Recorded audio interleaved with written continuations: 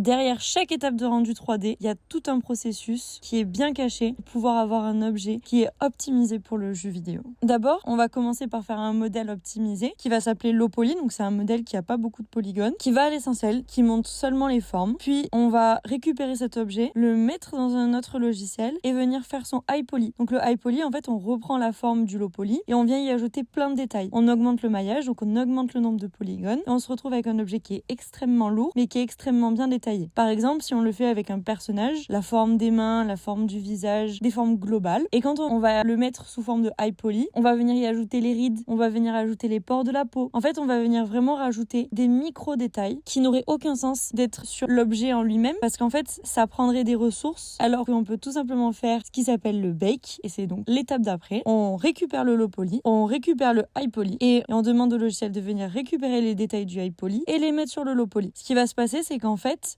grâce aux UV, on va lui dire telle coordonnée correspond à telle coordonnée. Il va venir récupérer les informations qu'il y a sur le high poly et on aura un résultat qui sera parfait et qui sera très bien optimisé pour le jeu et qui ne nous fera pas perdre en FPS. Voilà, la prochaine étape, ce sera le texturing.